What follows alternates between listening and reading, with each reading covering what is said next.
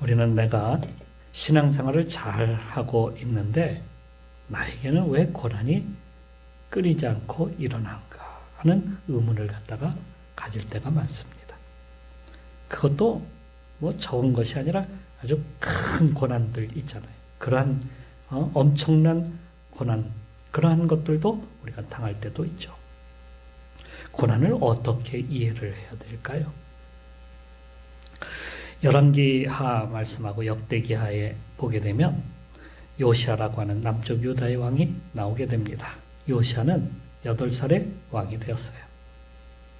어린 나이였지만 그는 나라 안에 있는 우상단지들을 갖다가 다 던져버렸어요. 그러다 26살 때에 성전을 청소하는 중에 율법책을 갖다가 발견하게 됩니다.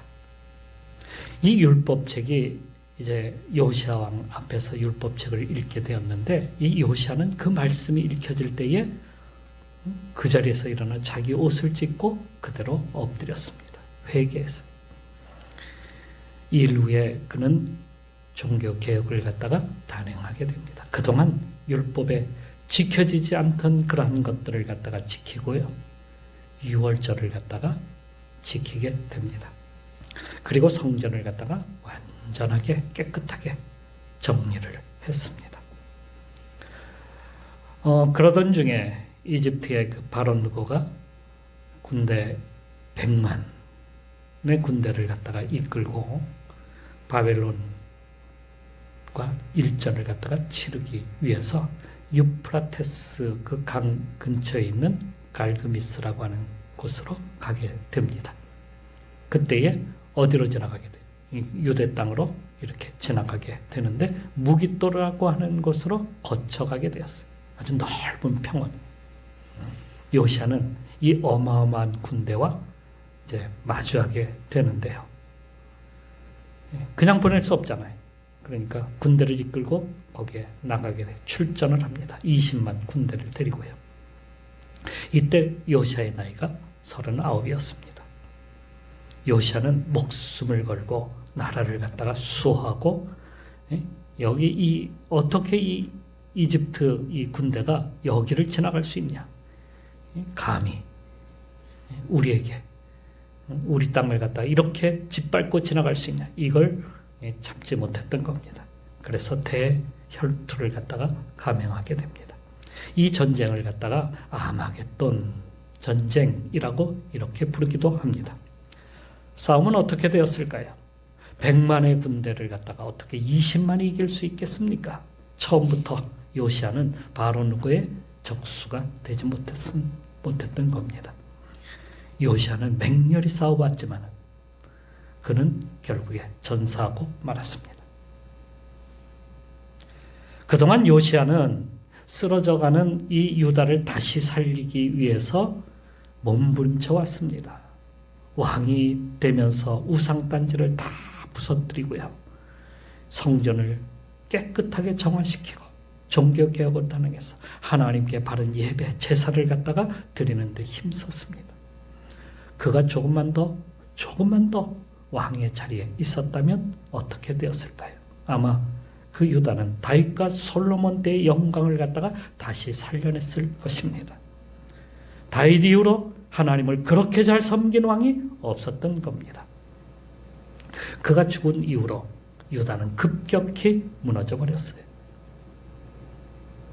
그래서 이집트에 의해서 짓밟혀버리고 맙니다.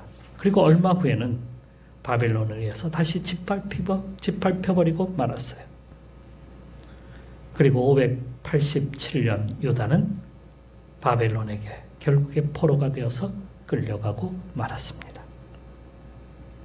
왜 하나님은 이 요시아를 그렇게 일찍, 그리고 바론 느고와의 전투에서 패해서 죽게 하셨을까요? 그렇게 하나님을 잘 믿었잖아요. 종교 개혁도 단행했고 나라를 위해서 헌신했던 그러한 왕이었는데도 어떻게 60도 안 돼서, 아니 60이 뭡니까? 39의 나이로 데려가신다는 겁니까? 신명기 28장에 보게 되면 하나님께 순종하며 살게 되면 하나님께서 복을 내려주시는데 하나님이 함께 하신다는 거 아닙니까? 머리가 되게 만들어 주시고 적들이 한 길로 왔다가 7길로 도망하게 만든다는 거예요. 그런데 이게 반대가 된 것 아닙니까? 과거 아사왕은 100만 군대의 구스 나라가 쳐들어왔을 때에 하나님께 나가서 간절히 기도했더니 하나님께서 그들을 이기게 해주셨어요. 그런 일은 참으로 성경에 많습니다. 모세가 아말렉이 쳐들어왔을 때에 산 위에 올라가서 기도하지 않습니까? 그때 아말렉을 이기게 해주셨어요. 드보라도 1만의 군대로 10만이 넘는 그 핫솔 군대를 갖다가 단숨에 이겨 승리하게 하셨잖아요. 그런데 그때는 도우셨는데 왜 요시야는 이렇게 되었을까요? 여러분, 우리는 모든 전쟁의 승리가 하나님 뜻이라고 그렇게 여기고 왔습니다. 그런데 하나님은 단지 잠시 전쟁을 이용하신 것뿐이에요. 모든 전쟁을 다 이기게 하시는 거 아니에요. 반대로 죽게도 하시기도 하고요. 또 실패하기도 패하게 만들기도 하신다는 거예요. 아이들이 학교에서 친구와 싸운 이야기를 집에 와서 엄마에게 이야기합니다. 그때 자신은 잘못한 거 하나도 없는데 친구가 자기를 미워하고 소문도 내고 왕따도 시키고 그래서 싸웠다는 거예요. 그럴 때 엄마는 아이에게 야, 얼마나 마음이 아프니 너를 누가 왕따를 시켜? 그 미워하는 애가 도대체 누구니? 내가 가서 혼내줄까? 하고 역성 들어주기를 아이는 바라고 있습니다. 그런데 이렇게 이야기하면 어떨까요? 넌 그 아이에게 잘못한 거 하나도 없니? 네가 잘못하니까 걔도 너에게 그러는 거야. 그러니 네가 먼저 잘해줘봐. 그러면 걔도 너에게 잘해줄 거야. 한다면 아이는 분명히 엄마에게 엄마, 나 엄마한테 상처받았어. 다음부터 나는 절대로 이런 이야기 안 할 거야. 이렇게 말할 겁니다. 전자가 이게 옳은 말일까요? 후자가 옳은 말일까요? 물론 내 아이가 어린아이니까 잘 이야기해 줄 수 있지만은 그러나 만일에 아내가 남편에게 그런 비슷한 말을 했다고 합시다. 남편이 내가 당신 성격 아는데 당신 그러고도 남아. 당신 성격 먼저 고쳐. 이렇게 말했다고 한다면 그날 남편과는 대판 싸웠을 겁니다. 당신이 도대체 내 남편 맞아? 어떻게 내 역사 하나도 들어주지 않아? 내가 더 상처받겠어. 다시는 내가 당신에게 말 안 해. 이렇게 나올 것이 분명합니다. 남편과 평생 원수가 될 수도 있습니다. 아니 그것 때문에 이혼하자고 할 수도 있습니다. 말하지 않고 지낼 수 있습니다. 그러면 어떻게 해야 좋은 남편이라고 들을 수 있을까요? 여보 많이 아팠겠다. 도대체 당신에게 상처 준 사람이 도대체 누구야? 내가 혼내줄까? 했다면 좋은 남편이라고 들을 수도 있습니다. 그런데 신앙적인 측면에서 보게 되면 아내가 남편에게 그 말을 하면서 내가 위로를 받아야지 했던 그 기대부터가 잘못된 겁니다. 거기서부터 잘못된 거예요.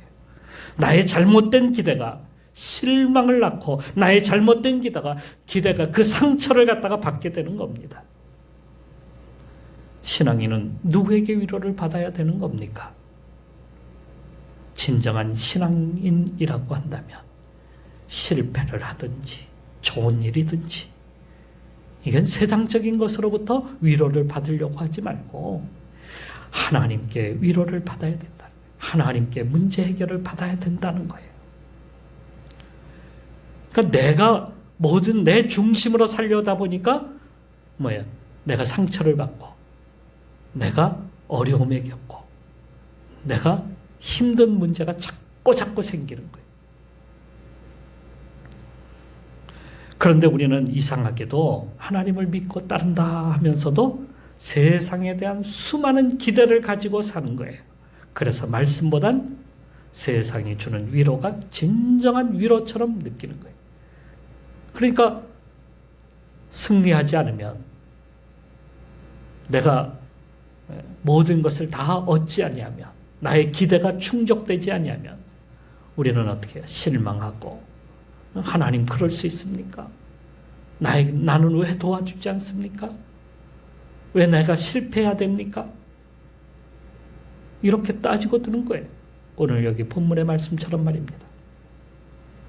이런 사람은 남편이 돈을 많이 벌어와서 아파트를 사고 아이들도 좋은 학원을 보내고 좋은 학군에서 좋은 사람들이 모이는 곳에서 사는 게 꿈이라고 여기는 이상한 행복감을 갖게 되는 거예요. 그게 하나님 뜻이라고 여기는 거예요.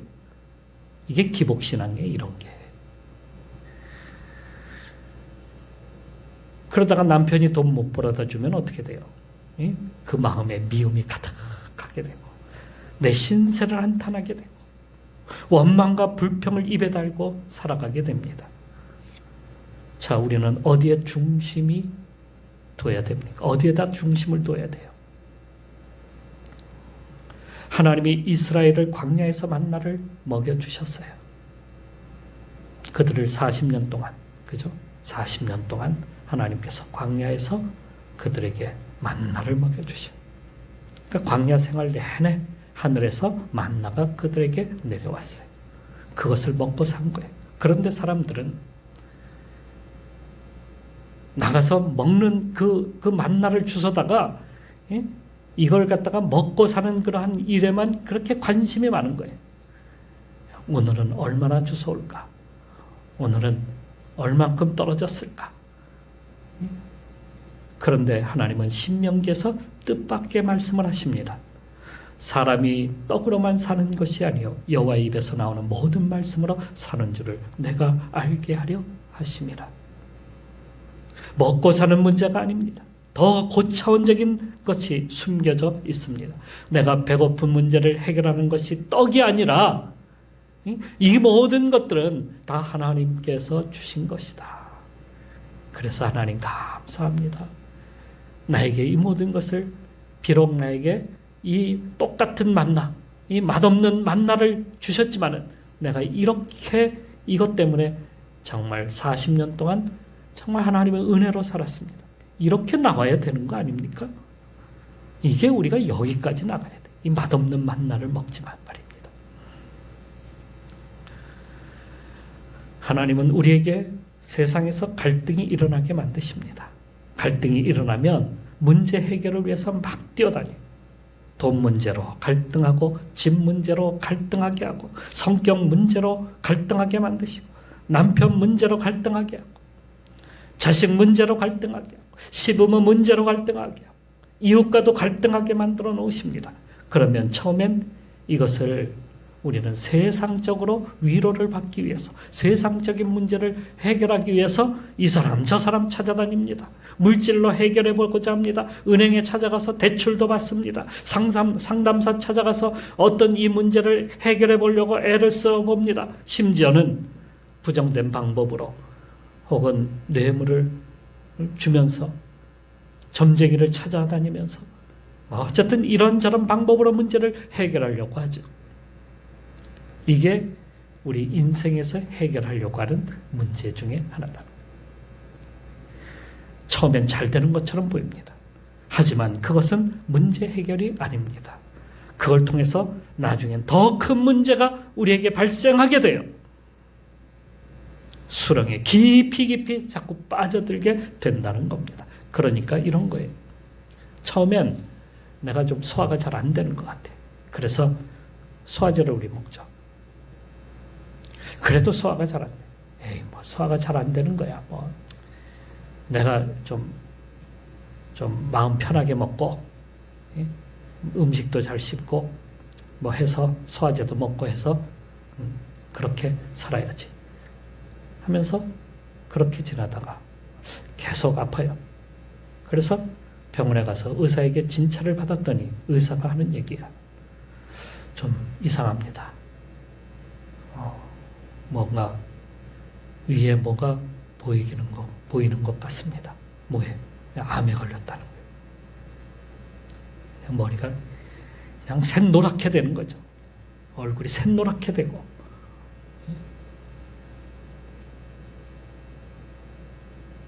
머리가 아파서 진통제를 처음에 먹어요. 먹다 보니까 가라앉는 것 같고. 근데 자꾸 아파요. 에이, 뭐, 진통제 먹으면 낫겠지. 그런데 어느 날 병원에 가서 진찰을 받았더니 뇌에 문제가 생긴 거예요. 심각한 문제가 생겨요.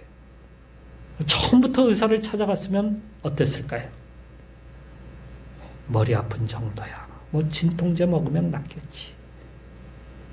뭐 위 소화 안 되는 거야. 뭐 소화제 먹으면 낫겠지. 하다가 어떻게 되는 거예요? 큰 병에 걸리게 되는 거예요. 그러니까 아프면 빨리 병원에 가서 의사에게 나를 진찰해 보아야 되는데 우린 자꾸 내가 의사처럼 판단하고 뭐 약을 사 먹느니 뭐 괜찮다더니 하면서 끝내려고만 하다가 결국에 큰 병에 걸리고 만다는 거예요. 내 잘못된 지식이, 내 잘못된 판단이, 내 잘못된 생각이 큰 병을 얻게 되는 거예요. 세상적으로 그것을 해결하려다가 육체적으로 내 생각으로 그것을 모든 걸 해결하려다가 그래서 우리는 큰 병을 얻기 전에 똑바로 알고 똑바로 대처를 해야 돼. 잘못된 지식은 나를 망칠 수 있다는 사실이죠. 우리가 아프면 병원에 가서 의사 선생님께 진찰을 받듯이 말입니다. 우리 앞에 오는 고난이나 어려움이 우리에게 찾아오게 되면 하나님 앞에 서야 되는 거예요.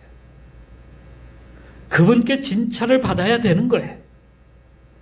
말씀에 돌아가서 나를 살펴보고 과거에 하나님께서 어떻게 우리를 도우셨는지, 어떻게 전쟁에서 승리케 하셨는지, 그렇게 승리케 하셨다고 한다면 거기에 합당한 영적 이유가 있는 겁니다. 거기에는 분명히 감춰져 있는 하나님의 뜻이 있는 겁니다. 그것을 알아내는 거예요. 왜 그때는 도우셨는데 왜 지금은 나를 돕지 않으십니까? 이건 어리석은 사람의 모습이에요. 그러니까 우리가 진정한 이걸 통해서 고난의 의미를 갖다가 깨닫는 것은 뭐예요? 나를 진정으로 돌아보는 거예요. 하나님이 나에게 전에 이렇게 도우셨구나. 나와 이렇게 함께 하셨구나. 나에게 이럴 때 이런 역사들을 이루어 주셨구나 하는 것을 아는 것이 고난의 의미다 하는 겁니다. 그러니까 우리는 여기서 끝내는 것이 아니라 더 나가야 돼요. 예수 십자가의 그리스도의 십자가에까지 우리는 나가야 된다는 거예요. 그러니까 바로 나를 갖다가 십자가에 보내서 나를 십자가에 못 박아버려야 돼. 나의 욕심과 정욕을 갖다가 십자가에 못 박아버려야 되는 거예요. 나의 주장, 나의 방법, 세상적으로 지금까지 그렇게 우리가 거기서 얻으려고 했던 모든 것들을 십자가로 버려야 돼. 갈라디아서 5장 24절에 이렇게 쓰고 있습니다. 그리스도 예수의 사람들은 육체와 함께 그 정욕과 탐심을 십자가에 못 박았느니라. 이미 못 박아버렸어요. 주님께 우리가 주님을 믿을 때에 이미 우리 그것을 못 박아버린 거예요. 이게 그러니까 다시 말하면 이제는 내 생각으로 사는 것이 아니라 이제는 주님의 뜻대로, 하나님의 뜻대로 이제는 사는 거예요. 그거를 아는 거예요. 고난은 그걸 알게 하는 거예요. 십자가에 못 박히신 주님의 뜻을 알게 하는 겁니다. 22절 말씀에 우리가 종일 주를 위하여 죽임을 당하게 되면 도살할 양같이 여김을 받았나이다. 이렇게 쓰고 있지 않습니까? 바울도 이것을 갖다가 그대로 로마서 8장 36절에 인용하고 있어요. 어떻게 해요? 우리가 종일 주를 위하여 죽임을 당하게 되면 도살할 양같이 여김을 받았나이다. 우리가 고난을 당한다는 거예요. 그런데 그것으로 끝납니까? 바울은 로마서 8장 37절에 이렇게 쓰고 있어요. 그러나 이 모든 일에 우리를 사랑하시는 이로 말미암아 우리가 넉넉히 이기느니라. 이긴다는 거예요. 할렐루야. 무엇을 해요? 부활을 통해서 이제는 우리가 부활하는, 십자가에 못 박혀 죽었는데 부활하는 겁니다. 나는 십자가에 죽었는데 대신 내 속에서 그리스도께서 사시는 거예요. 내가 아니라 그리스도께서. 이게 성도가 세상에서 사는 방법입니다. 내가 그리스도와 함께 십자가에 못 박혔나니 그런즉 이제는 내가 사는 것이 아니요 오직 내 안에 그리스도께서 사는 것이라.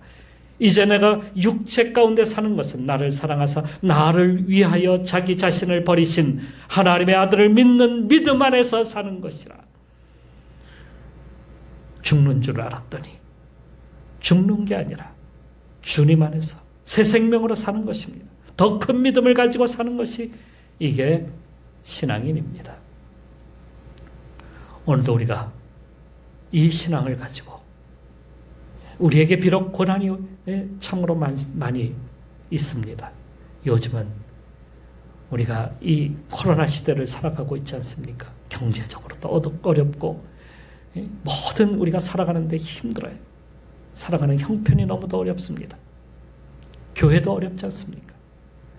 그러나 이것을 통해서 우리는 주님의 뜻을 깨달아요. 과거에 하나님께서 나와 어떻게 하셨는지, 나에게 어떤 역사들을 이루어 주셨는지, 승리하는 것만이 우리에게 모든 것이 나는 승리하게 될 거야 라고 하고만 우리가 여길 것이 아니라 그 승리를 어떻게 주시는지, 실패를 통해서 승리를 주시는지, 어려움을 통해서 승리를 주시는지, 우리 그런 것들을 바르게 깨닫고 고난의 의미를 오늘도 바르게 알고 가는 우리 성도들이 되시기를 주님의 이름으로 축원합니다.